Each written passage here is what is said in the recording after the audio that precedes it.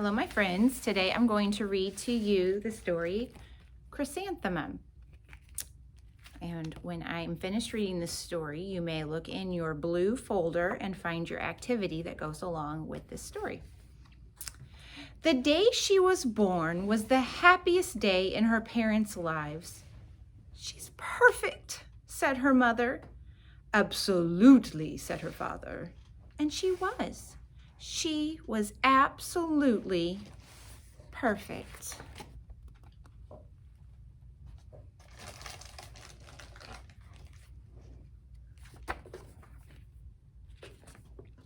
"Her name must be everything she is," said her mother. "Her name must be absolutely perfect," said her father. And it was. Chrysanthemum. Her parents named her Chrysanthemum. Chrysanthemum grew and grew and grew, and when she was old enough to appreciate it, Chrysanthemum loved her name.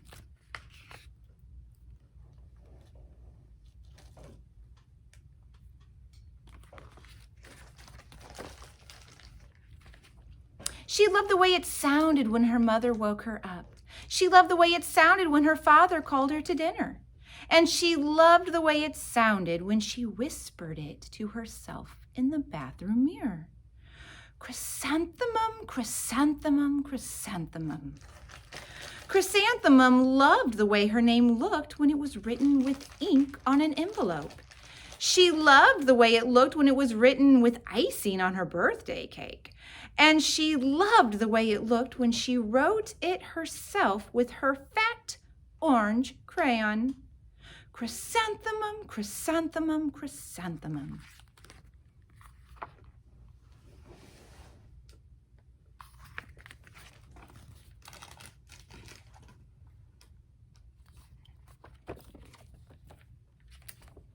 Chrysanthemum thought that her name was absolutely perfect.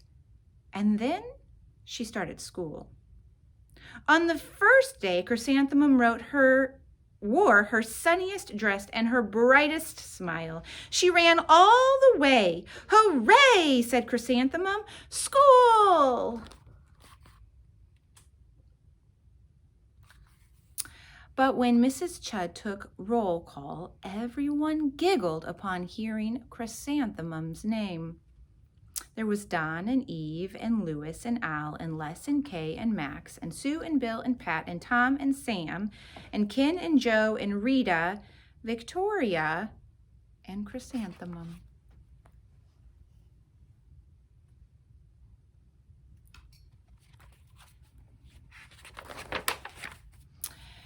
"It's so long," said Joe. "It scarcely can fit on your name tag," said Rita, pointing.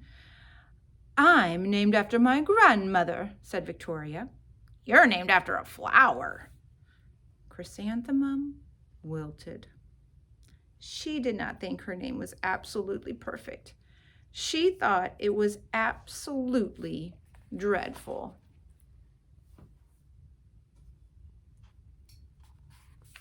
The rest of the day was not much better. During nap time, Victoria raised her hand and informed Mrs. Chudd that Chrysanthemum's name was spelled with 13 letters. "That's exactly half as many letters as there are in the entire alphabet," Victoria explained. "Thanks for sharing with us, Victoria," said Miss Chudd. "Now put your head down."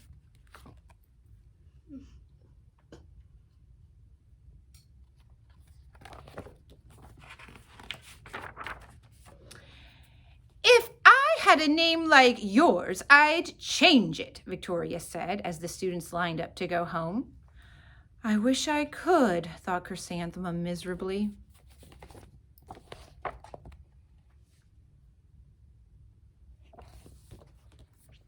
"Welcome home," said her mother. "Welcome home," said her father. "School is no place for me," said Chrysanthemum. "My name is too long. It scarcely fits on my name tag, and I'm named after a flower." "Oh, pish," said her mother. "Your name is beautiful." "And precious and priceless and fascinating and winsome," said her father. "It's everything you are," said her mother. "Absolutely perfect," said her father.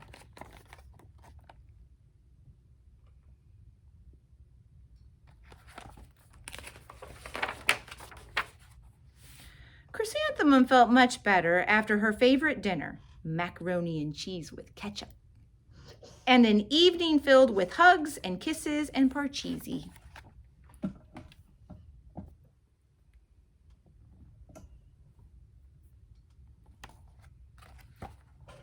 That night, Chrysanthemum dreamed that her name was Jane. It was an extremely pleasant dream. Your next packets are available there here, so we're trying to sort them out. Please give us time to do that. Thank you. The next morning, Chrysanthemum wore her most comfortable jumper. She walked to school as slowly as she could. She dragged her feet in the dirt. Chrysanthemum, chrysanthemum, chrysanthemum, she wrote.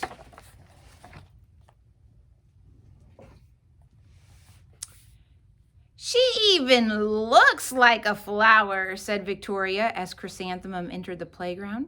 Let's pick her, said Rita, pointing. Let's smell her, said Joe. Chrysanthemum wilted. She did not think that her name was absolutely perfect. She thought it was absolutely dreadful.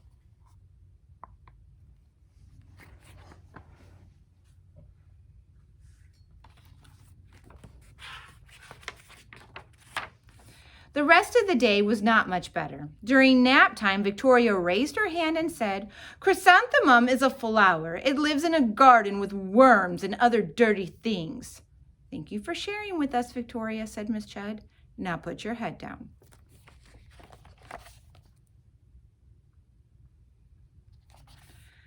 I just cannot believe your name, Victoria said as the students lined up to go home. Neither can I, thought Chrysanthemum miserably.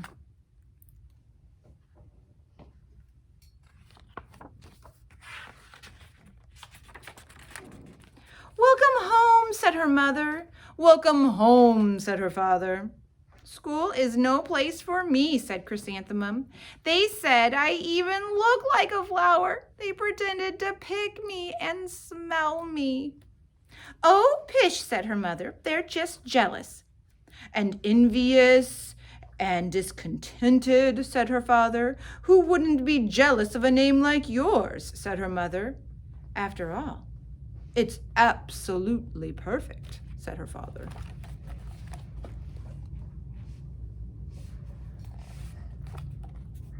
Chrysanthemum felt a trifle better after her favorite dessert, chocolate cake with buttercream frosting, and another evening filled with hugs, kisses, and parcheesi.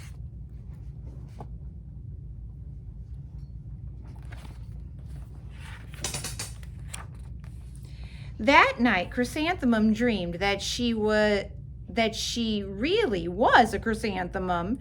She sprouted leaves and petals. Victoria picked her and plucked the leaves and petals one by one until there was nothing left but a scrawny stem. It was the worst nightmare of Chrysanthemum's life.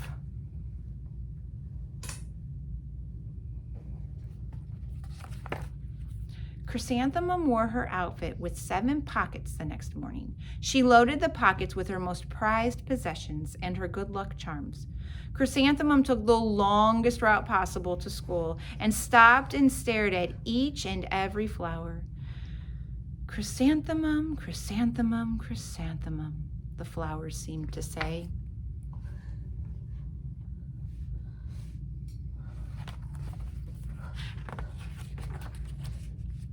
That morning, the students were introduced to Mrs. Twinkle, the music teacher.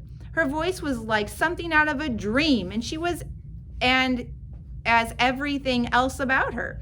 The students were speechless. They thought Mrs. Twinkle was an incredible wonder. They went out of their way to make a nice impression.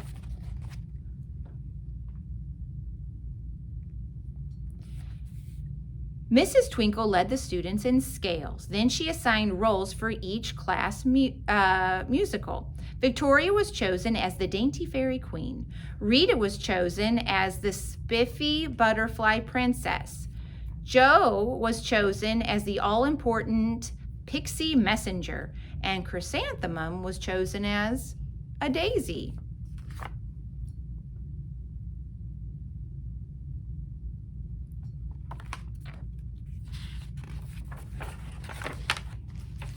Chrysanthemum's a daisy! Chrysanthemum's a daisy! Joe, Rita, and Victoria chanted, thinking it was wildly funny. Chrysanthemum wilted. She did not think her name was absolutely perfect. She thought it was absolutely dreadful. "What's so humorous?" asked Miss Twinkle. "Chrysanthemum," was the answer. "Her name is so long," said Joe. "It scarcely fits on her name tag," said Rita, pointing. "I'm named after my grandmother," said Victoria. "She's named after a flower."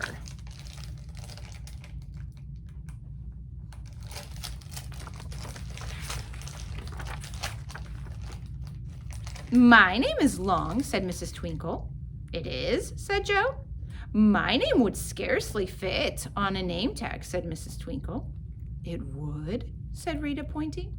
"And," said Mrs. Twinkle, "I am named after a flower too." "You are?" said Victoria. "Yes," said Miss Twinkle.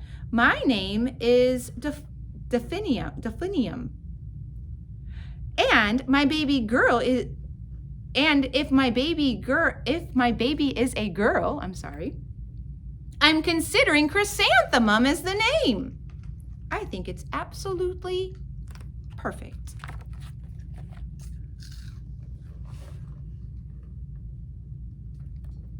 Chrysanthemum could scarcely believe her ears.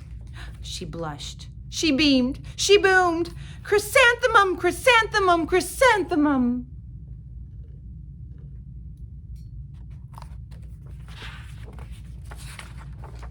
Joe, Rita, and Victoria looked at Chrysanthemum longingly. "Call me Marigold," said Joe. "Call me Carnation," said Rita, pointing. "My name is Lily of the Valley," said Victoria. Chrysanthemum did not think her name was absolutely perfect. She knew it.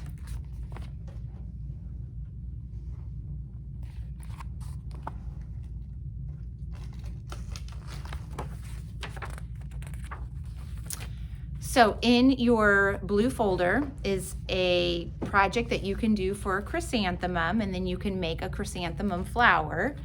And what I'd like you to think about, is there anything that you have been made fun of that you are actually very proud of?